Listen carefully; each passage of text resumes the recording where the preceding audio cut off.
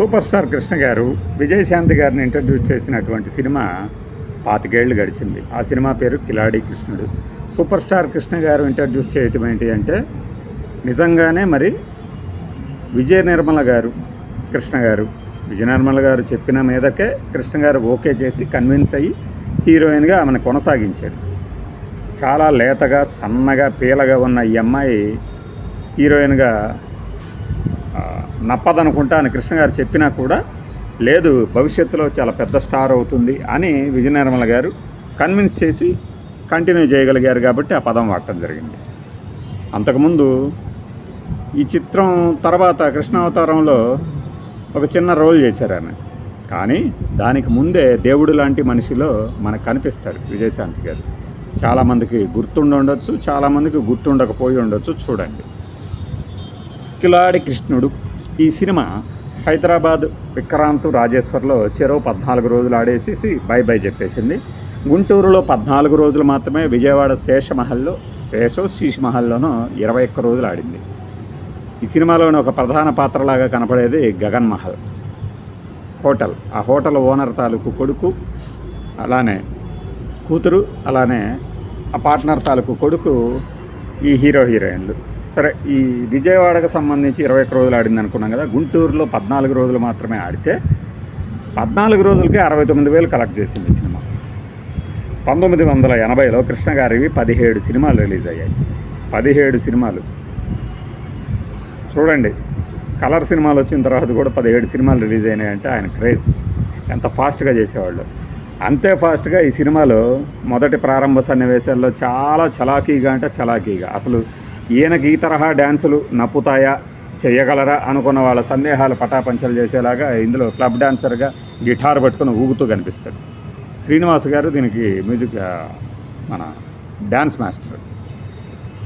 69,000 collect చేసిందని చెప్పాం కదా. కృష్ణ గారి సినిమాలు హిట్ భలే కృష్ణుడు కానీ, ఘరానా దొంగ కానీ ఆ 1980లో రిలీజ్ అయినప్పుడు ఫుల్ రన్లో ఎంత వసూలు చేశాయంటే ఒకటి 3,69,000 ఎక్కువైతే తర్వాత 2 లక్షలు అట్లా కూడా కలెక్ట్ చేసినాయి. మరి 14 రోజులకే 69,000 కలెక్ట్ చేసాయంటే నాకు తెలిసి ఆ ప్రింట్ కాస్ట్ కన్నా ఒక 20,000 ఎక్స్ట్రానే వచ్చి ఉంటాయి. పైగా ఇది కేవలం డైరెక్టర్ అన్నే, మళ్ళీ తర్వాత రిపీట్ రన్స్ ఉండొచ్చు, షిఫ్ట్ చేసి ఆడిచ్చి ఉండొచ్చు. కలెక్షన్స్ సంగతి అదైతే 1980 సెప్టెంబర్ 12న రిలీజ్ అయింది. ఈ రోజున సెప్టెంబర్ 16 అనుకుంటే మీకు ఒక 4 రోజుల గ్యాప్తో 25 సంవత్సరాలు నిండాయి. అట్లానే విజయశాంతి గారి కెరీర్కి కూడా 25 సంవత్సరాలు నిండినట్టు అనుకోవాలి మనం. ఆమె బర్త్డేకే కాదు, ఈ సినిమా రిలీజ్ సందర్భంగా కూడా మనము ఆ విశేషాలు చెప్పుకున్నట్లు అవుతుంది. విజయశాంతి గారితో కృష్ణ గారితో సూపర్ హిట్ కాంబినేషను. ఈ సినిమా ఫ్లాపు, కానీ దాని తర్వాత అన్ని సినిమాలు కూడా వారిద్దరూ మినిమం గ్యారంటీ. కృష్ణ విజయశాంతి కలిసి నటించిన సినిమా మీరు ఎక్కడైనా చూస్తే అది హిట్ అని రాసి పెట్టుకోండి. కథ విషయానికి వస్తే ముందు చెప్పాం కదా, గగన్ మహల్ తాలూకు పార్ట్నర్స్లో ఒక పార్ట్నర్ని విలన్ త్యాగరాజు, ఆయన అన్న మన అప్పటికే తలపండిపోయినటువంటి రాజనాల గారు దొంగతనానికి ప్రయత్నిస్తుంటే పట్టుకోగా తుపాకీతో మిక్కిలినేని గారు కాల్చి, ఆయన పారిపోతుండగా వీరభద్రరావు గారు కాల్చి, సుత్తి వీరభద్రరావు కాదు, ఈయన పాత సినిమాల్లో ఉంటారు, కొత్త సినిమాల్లో కూడా చాలా మధ్య చూసుంటారు అప్పట్లో కలర్లో. ఆయన తుపాకీ దెబ్బతో ఈయన కాలుస్తారు రాజనాల గారు చనిపోతూ తన ఏదో చెత్త ప్రయోగాలు చేస్తున్నటువంటి తమ్ముడైన త్యాగరాజు గారి దగ్గరకు వచ్చేసి చనిపోతారు. ఏ రోజుకైనా వాళ్ళ మీద నువ్వు పగ తీర్చుకోవాలి, నా కొడుకుని అందుకు అనువుగా పెంచు అని చెప్పి ఆ పెంచబడిన కొడుకు గిరిబాబు, విలను త్యాగరాజు. ఇక్కడ మన జీవరలక్ష్మి గారు, పండరీబాయి గారు ఈ దంపతులకి మన మిక్కిలినేని గారి భార్యగా జీవరలక్ష్మి, వీరభద్రరావు గారి భార్యగా కృష్ణ గారి తల్లిగా పండరీబాయి నటిస్తారు. చక్కని తెలుగు ఉచ్చారణ అనేది ఈ సినిమాలో చూడొచ్చు మీరు. త్యాగరాజు గారు, జీవరలక్ష్మి గారు, పండరీబాయి గారు, కృష్ణ గారు, వీళ్ళంతా తెలుగు ఉచ్చారణ ఎలా ఉంటుంది అనడానికి ఒక బేస్ వాయిస్లో మీకు వినిపిస్తాయి డైలాగులు. యూట్యూబ్లో చూడండి. ఫ్లాప్ సినిమానే మిస్టర్ సిరాజుద్దీన్, ఇది ఫ్లాపే అయినా సరే మా ఫ్యాన్స్కి ఇది ఇష్టం కాబట్టి మేము మాట్లాడుకుంటాం. నీకు అభ్యంతరం అయితే కామెంట్లు పెట్టకు, అదనమాట. అయితే రమేష్ నాయుడు గారి మ్యూజిక్ ఒక్క పాట కూడా బాగుండదు, అస్సలు బాగుండదు. అంత పెద్ద టాప్ మ్యూజిక్ డైరెక్టర్ ఇలాంటి చెత్త పాటలు ఎలా ఇస్తారా అనిపిస్తుంది. కథలో ఇలా అతనిని చంపేసిన తర్వాత ఇతను విషము అంటే చిన్న సైజు పున్నమినాగు టైపు క్యారెక్టర్ కూడా గిరిబాబుకి లోపలికి ప్రవేశపెడతారు. ఈ గిరిబాబుకి ఇంత విషం ఇచ్చి పెంచుతాడు త్యాగరాజు. ఆ విషంతో అతగాడు ఏ అమ్మాయిని డాష్ చేస్తే ఆ అమ్మాయి చనిపోతుంది. మనకి పున్నమినాగు మన చిరంజీవిది ఉంది కదా, ఆ తాలూకు ఇది కూడా. ఈ సినిమా అంతా నాకు చూసినప్పుడు ఎలా ఉంటుందంటే ఒక తమిళ సినిమా రీమేక్ ఏమో అనిపిస్తుంది. అరవవాసన బోల్డ్ అంది కొడతాయి. కృష్ణ గారేమో పండరీబాయి గారు ఎప్పుడైతే తన భర్తని ఈ త్యాగరాజు అండుకో చంపుతారో వెంటనే ఆ ఇల్లు గగనమహల్ వదిలేసి పారిపోతుంది పిల్లలతో కలిసి.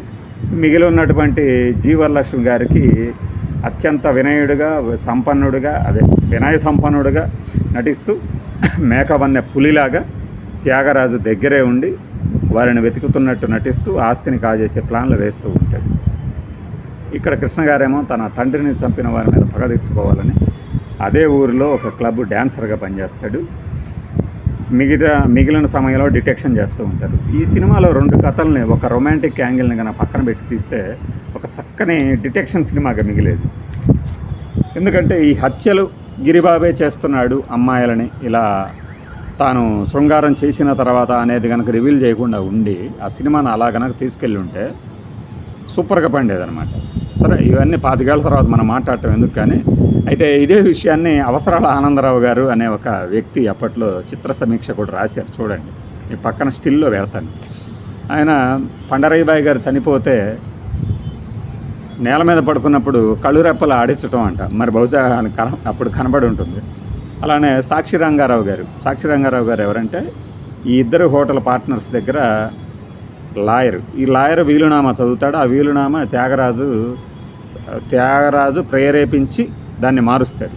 ఈ ఆస్తికి ట్రస్టీగా మన ఈ త్యాగరాజుని నియమించినట్టు చెప్పమని.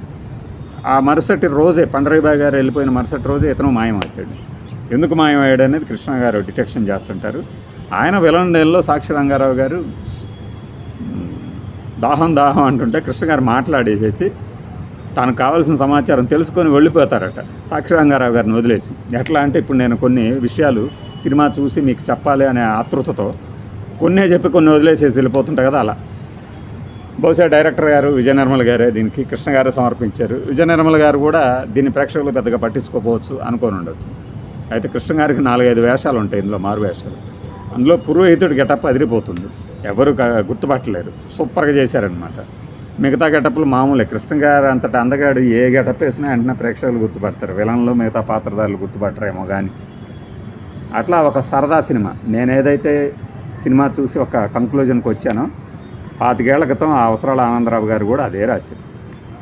లాజిక్ ఇవన్నీ పక్కన పెట్టి హాయిగా ఎంజాయ్ చేస్తే సూపర్ కాలక్షేపం. అయితే ఇందులో మనకి డ్రాగ్ ఎక్కడవుతుందంటే, విజయశాంతి గారు జీవరలక్ష్మి గారి కూతురు కదా, ఆమె తన ఇంట్లో దొంగతనంగా ప్రవేశించినటువంటి కృష్ణ గారిని చూసి మనసు పారేసుకుంటుంది. ఆమె చేసుకోవాలనుకుంటున్న పండరీబాయి గారి కొడుకు అని అవుతారు తెలుస్తుంది. కానీ మధ్యలో మనకి ఈ జీవరలక్ష్మి గారి తమ్ముళ్ళుగా పద్మనాభం, నాగభూషణం గారిని ప్రవేశపెడతారు. బహుశా వారికి ఫీడింగ్ ఇవ్వడానికి ఏమైనా క్యారెక్టర్లు తయారు చేశారేమో కానీ, ఆ క్యారెక్టర్లు పేపర్లో ఫోటో చూసి, ఏది మిక్కిలినేని గారు చనిపోయిన ఫోటో చూసి అప్పుడు వాళ్ళ అక్కగారింటికి వస్తారు. అప్పటికి 15 ఏళ్ళు గడిచిపోతాయి. ఆ పేపర్లో ఆ ఫోటో ఎలా పడుతుంది, అది చూసి వీళ్ళు ఎలా వస్తారనేది తెలియదు. మేబీ అది ఒక సంవత్సరీకానికి సంబంధించింది. అయితే ఇన్నేళ్ళు తెలియంది 1 సంవత్సరంలో ఎలా తెలుస్తుంది అనేది, ఇది చాలా డెప్త్కి వెళ్ళిపోయాం కదా మనం. మరి ఇలాంటి లోపాలు కూడా ఉంటాయి కదా, మరి ఇవన్నీ ఆ సమీక్షకుడికి అప్పుడు కనపడలా. ఇంకొకటి ఏంటంటే, సినిమా చివరిలో పండరీబాయి గారిని అన్యాయంగా చంపేస్తాడు త్యాగరాజు. చాలా బాధాకరంగా ఉంటుంది అనమాట. నిజంగా మనకి సంబంధించిన వాళ్ళని చంపుతున్నట్టు ఉంటుంది. వాళ్ళంత బాధ పెట్టిన తర్వాత ఈయన కాటి క్యాపర్ వేషంలో ఒక తొక్కలో పాట పాడిన తర్వాత కృష్ణ గారు మళ్ళీ ఆ తర్వాత కామిక్ సన్నివేశాలు వస్తాయి. ఇది ఎట్లా పాసిబుల్, ప్రేక్షకుడు దీన్ని ఎలా డైజెస్ట్ చేసుకుంటారు అంటే ఏంటంటే, మనకున్నటువంటి సోర్స్ను వాడుకొని మన ఒక సినిమాని మంచి ఫ్యాన్సీ రేటుకి అమ్మేస్తే చాలు, కలెక్షన్స్, ఓపెనింగ్ కలెక్షన్స్ చాలు, మనకి ఇండస్ట్రీలో కొంతమంది బతుకుతారు, మనకి డబ్బులు వస్తాయి, మనకి ఇది ఉంటుంది అన్న రీతులు తీశారేమో అనిపిస్తుంది. అలా కిలాడి కృష్ణుడు కథ అలా ముందుకెళ్తున్నప్పుడు కృష్ణ గారి యొక్క 2 చెల్లెల్లో ఒక చెల్లెలనేమో చంద్రమోహన్ క్యారెక్టర్ ప్రేమిస్తుంది, ఇంకొక చెల్లెలనేమో ఈ గిరిబాబు చంపుతాడు. చంపిన తర్వాత ఆ మొహం అంతా నల్లగా మాడిపోతే పోస్ట్ మార్టం జరగాల్సిందే అంటారు కృష్ణ గారు. అక్కడ మనకి ఇంకో క్యారెక్టర్, గొప్ప క్యారెక్టర్ జయమాలిని గారు అదే క్లబ్లో డ్యాన్సులు చేస్తూ ఈ సినిమా అంతా కనిపిస్తుంది. పైగా కీలకమైనటువంటి ఒక సమాచారం, గిరిబాబు కృష్ణ గారి చెల్లెలు నిషాని అనుభవిస్తున్నప్పుడు తీసినటువంటి వీడియో ఆమె దగ్గర ఉంటుంది. జనరల్గా ఇలాంటివి జరిగినప్పుడు ఆ క్యారెక్టర్ని చంపేస్తారు, కానీ ఇక్కడ ఆ క్యారెక్టర్ని చంపకుండా కేకే శర్మ గారు ఫోటోగ్రాఫర్ అయితే ఫిల్మ్ డెవలప్లు చేసిన పాపానికి డైరెక్టర్ గారు విజయ నిర్మల్ గారు ఆ క్యారెక్టర్ని చంపేస్తారు. జయమాలిని గారేమో సేఫ్, బతికే ఉంటారు చివరి దాకా కూడా. జయమాలిని గారు ఎవరంటే నాకు చెప్పాం కదా, చెప్పిన సాక్షి రంగారావు లాయర్ గారి కూతురు. ఈ కూతురుని త్యాగరాజు చాలా దగ్గర ఉండి సంరక్షిస్తున్నట్టు బిల్డప్ ఇస్తూ తండ్రిని బంధించి ఇక్కడ తమ దగ్గర ఉద్యోగం ఇస్తాడు. అది కృష్ణ గారు పసిగడతారు. మీరు అనవసరంగా ఆ యొక్క మన త్యాగరాజుని గొప్ప త్యాగరాజుగా అనుకుంటున్నారు, కానీ అతను మేక వలన పులి అని. ఇలా ఉంటే మనకి చివరిలో కాంతారావు గారి క్యారెక్టర్ వస్తుంది, పోలీస్ ఆఫీసర్ క్యారెక్టర్లో.